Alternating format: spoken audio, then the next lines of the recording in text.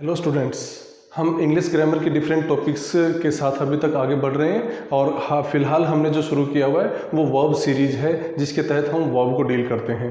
तो पिछले लेक्चर में हमने वर्ब के डिफरेंट एस्पेक्ट्स को, डिफरेंट टाइप्स को हमने एक ट्री डायग्राम के माध्यम से आपको समझाने की कोशिश की थी और उम्मीद करता हूँ कि आपको वो अच्छे से समझ में भी आई होगी। तो आज हम उसी वर्ब श्रृंखला के तहत, उसी वर्ब सीरीज के तहत जो हमने दो पार्ट्स बताए थे, लेक्सिकल और ऑक्सिलरी वर्ब बताई थी, तो सबसे पहले हम लेक्सिकल वर्ब को डील करेंगे। लेक्सिकल वर्ब से हम रूबरू होंगे। तो आइए आज का हम लेक्सिकल वर्ब के तहत, ऑर्डिनरी वर्ब के तहत जो हमारा लेक्चर है उसको शुरू करते हैं।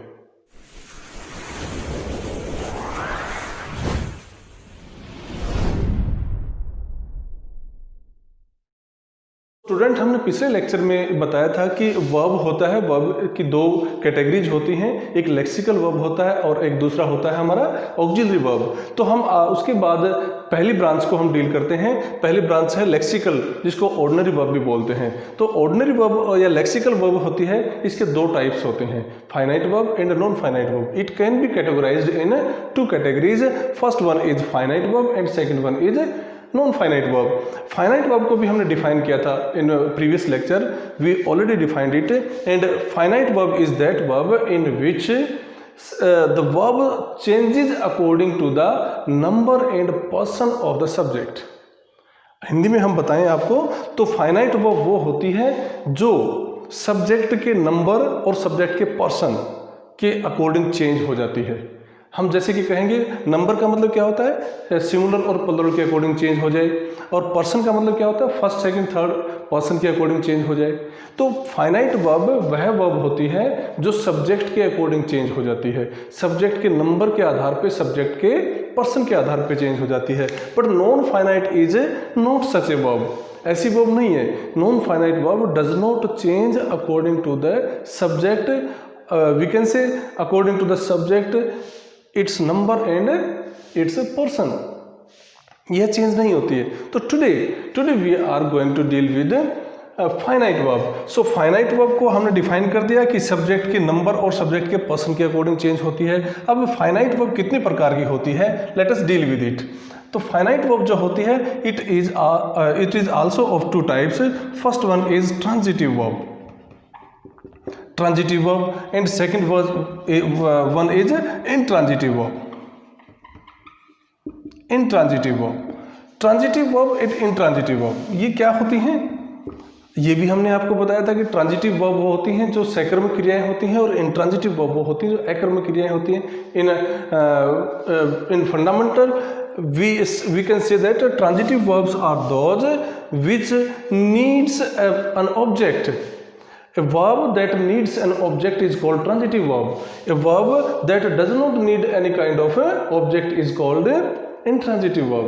तो ट्रांजिटिव वर्ब वो होती है जिसको एक ऑब्जेक्ट की जरूरत हो, इंट्रांजिटिव वर्ब वो होती है जिसको एक ऑब्जेक्ट की जरूरत ना हो।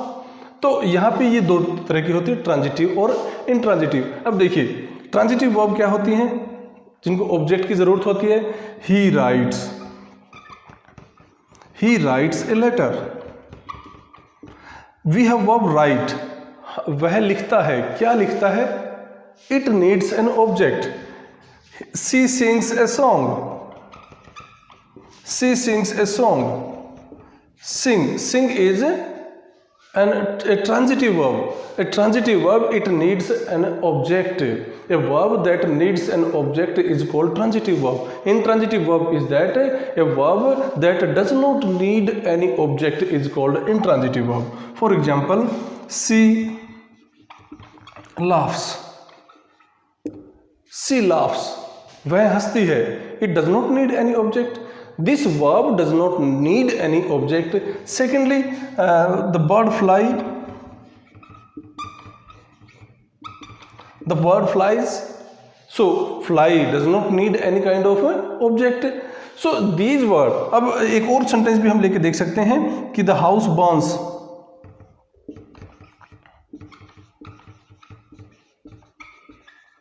This is also a verb that does not need any type of object. So a verb that does not need any object is called intransitive. A verb that needs an object is called transitive verb. Students एक चीज़ और ध्यान रखें कि कुछ verbs ऐसे भी होती हैं जो कि ट्रांजिटिव भी होते हैं, इंट्रांजिटिव भी होती हैं। जैसे एक वर्ड होता है हमारे पास ring. Ring is a verb. Ring means बजाना।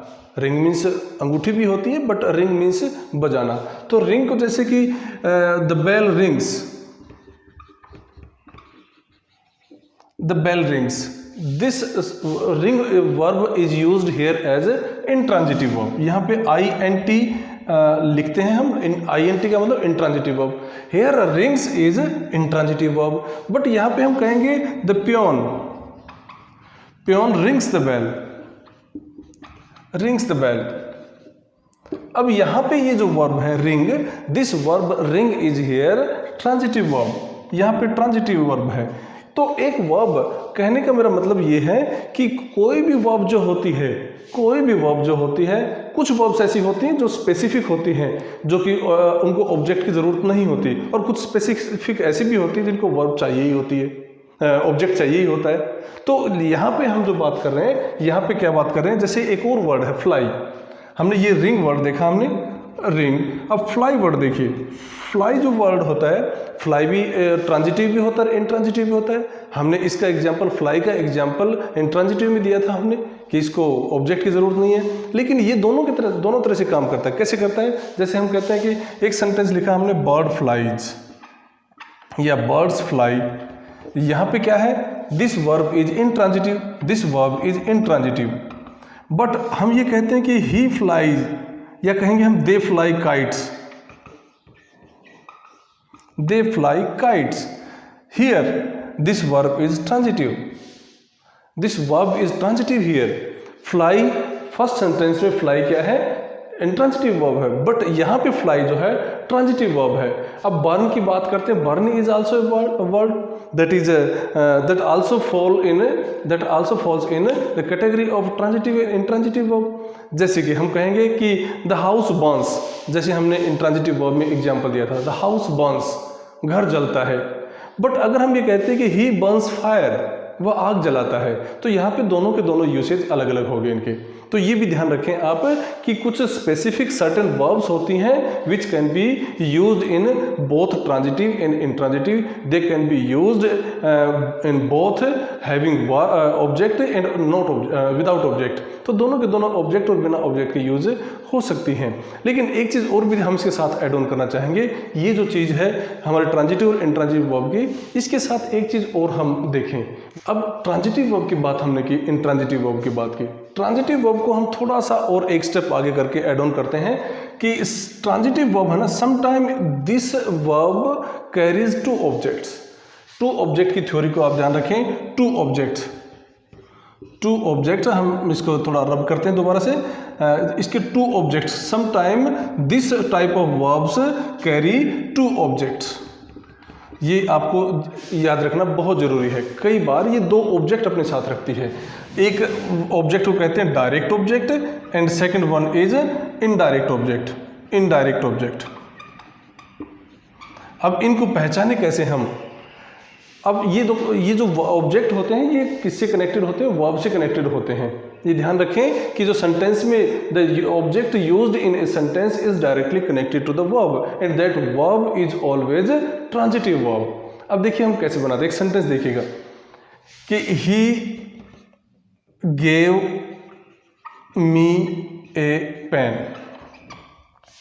डायरेक्ट और इनडायरेक्ट ऑब्जेक्ट को हम और क्लियर करेंगे, इसको डिफाइन करेंगे, इसकी पोजीशन को सेट करके बताएंगे आपको कि he gave me a pen. हमने एक एग्जांपल लिखा, तो यहाँ पे ही subject, gave verb, me object and a pen क्या है? ये भी ऑब्जेक्ट हो गया। He gave me a pen, two objects are there. तो डायरेक्ट ऑब्जेक्ट क्या होता है? डायरेक्ट ऑब्जेक्ट वो होता है जो कि थिंग के लिए यूज होता है, जो थिंग के लिए यूज होता है। और जो पर्सन के लिए यूज होता है उसको इनडायरेक्ट यूज बोलते हैं। पर्सन मीन्स किसी व्यक्ति के लिए यूज होने वाला। जैसे इस सेंटेंस में ही गेव मी ए पेन, मी का मतलब किसी व्यक्ति के लिए यूज हुआ है एंड ए पेन किसके लिए? एक चीज के लिए यूज हुआ है। तो हम यहाँ पे this object a pen is direct object here. यहाँ पे वर्ब जो है ना डायरेक्टली रिलेट किससे करती है? डायरेक्टली रिलेट करती है ए पेन से करती है। And me, he gave a pen, this is the sentence. To whom it was given, to me, तो ये मेरे को दिया गया है। तो यहाँ पे this is direct, he gave me a pen, तो यहाँ पे a pen is direct object and me is indirect object. तो ये ध्यान रखने वाली बात है, डायरेक्ट ऑब्जेक्ट क्या होता है, थिंग जो होती है, कोई भी चीज़ जो होती है वो डायरेक्ट ऑब्जेक्ट होती है, और किसी व्यक्ति के लिए जो हम यूज करते हैं वो क्या होता है, वो इनडायरेक्ट ऑब्जेक्ट होता है। तो क्या होता है कि डायरेक्ट ऑब्जेक्ट सेंटेंस में इनकी पोजीशन को भी हम चेंज कर सकते हैं, लेकिन पोजीशन चेंज करने से सेंटेंस की सेंस में और ऑब्जेक्ट के डायरेक्ट और इनडायरेक्ट होने में कोई बदलाव नहीं आएगा। सपोज हमने सेंटेंस को इसको इसी तरह से बना दिया, he gave a pen to me, sentence वही है, सेंस वही है, इसका मतलब भी वही है, he gave me a pen, he gave a pen to me, both mean the same, both has the same meaning, have the same meaning. यहाँ पे भी आप डायरेक्ट और इनडायरेक्ट ऑब्जेक्ट को अगर सेग्रीगेट करेंगे तो a pen is direct object here and to me is indirect object here, to me नहीं, only me is indirect object here. तो जो पर्सन के लिए यूज होता है, an object that is used for a person is called indirect object and an object that is used for a thing is called direct object। तो ये जो चीज़ें हैं ये कुछ ऐसी चीज़ें हैं जो हमें सीखनी है फाइनाइट वर्ब के बारे में। तो आज को हम अगर रिकैप्चुलेट करें, हम इसको 30 सेकंड में रिकैप्चुलेट करें, तो हमने अभी तक क्या जाना कि वर्ब होती है लेक्सिकल और ऑक्सिलरी वर्ब्स होती हैं। लेक्सिकल वर्ब को हमने आगे थोड़ा सा दो भाग में डिवाइड किया है। पहली वर्ब होती है फाइनाइट वर्ब एंड दूसरी वर्ब होती है नॉन फाइनाइट वर्ब। तो फाइनाइट वर्ब की जो ब्रांचेज हमने आज डिस्कस की हैं, नॉन फाइनाइट के बाद में करेंगे हम। फाइनाइट वर्ब की वर्ब में जो ब्रांचेज हैं वो 2 ब्रांचेज हैं, ट्रांजिटिव और इनट्रांजिटिव वर्ब। तो ट्रांजिटिव वर्ब्स कौन सी होती हैं? ट्रांजिटिव वर्ब वो होती हैं जिनको एक ऑब्जेक्ट की ज़रूरत होती है पूरा होने के लिए, अपनी सेंस को पूरा करने के लिए किसकी जरूरत होती है? हमें एक ऑब्जेक्ट की जरूरत होती है। Intransitive verbs are those which do not need any type of object, किसी टाइप का ऑब्जेक्ट नहीं चाहिए होता है। तो सिंपल था, हमने एग्जांपल के जरिए इसको बताया। अब ट्रांजिटिव वर्ब कई so many times it happens that a certain transitive verbs are there which need 2 objects to complete its sense. जैसे हमने यहाँ बताया कि गिव होता है, टीच वर्ब होती है, फाइंड होता है, गेट होता है, ये ऐसी वर्ब्स हैं जिनको 2 ऑब्जेक्ट चाहिए होते हैं।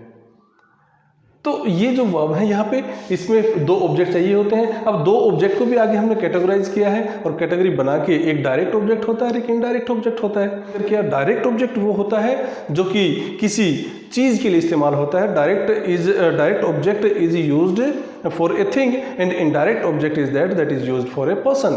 तो ये चीज़ें अभी तक हमने सारे के सारे डिस्कस की और इस डिस्कशन में मुझे उम्मीद है कि आपको बहुत सारी बातें क्लियर हुई होंगी कि ट्रांजिटिव वर्ब क्या होती है, इंट्रांजिटिव क्या होती है, डायरेक्ट ऑब्जेक्ट क्या होता है, इनडायरेक्ट क्या होता है, फाइनाइट वर्ब की ब्रांचेज क्या होती हैं। तो हम जिस ट्री डायग्राम के साथ चल रहे हैं उसी ट्री डायग्राम की एक सिंगल साइड को लेकर चले हुए हैं, हम लेफ्ट साइड को लेकर चले हुए हैं कि सबसे पहले वर्ब थी, वर्ब के बाद लेक्सिकल या ऑर्डिनरी वर्ब के बाद हमने उसकी ब्रांचेज बनाई फाइनाइट और नॉन फाइनाइट, और फिर फाइनाइट को लिया हमने और फाइनाइट के बाद फाइनाइट की 2 ब्रांचेज थी, कौन सी ट्रांजिटिव और इंट्रांजिटिव। और फिर हमने ट्रांजिटिव वर्ब को समझाया, इंट्रांजिटिव वर्ब को समझाया। फिर ऑब्जेक्ट होते हैं तो 2 ऑब्जेक्ट होते हैं, डायरेक्ट और इनडायरेक्ट ऑब्जेक्ट होते हैं। डायरेक्ट ऑब्जेक्ट जो होता है वो चीज़ के लिए इस्तेमाल होता है, इनडायरेक्ट ऑब्जेक्ट जो होता है वो व्यक्ति के लिए इस्तेमाल होता है।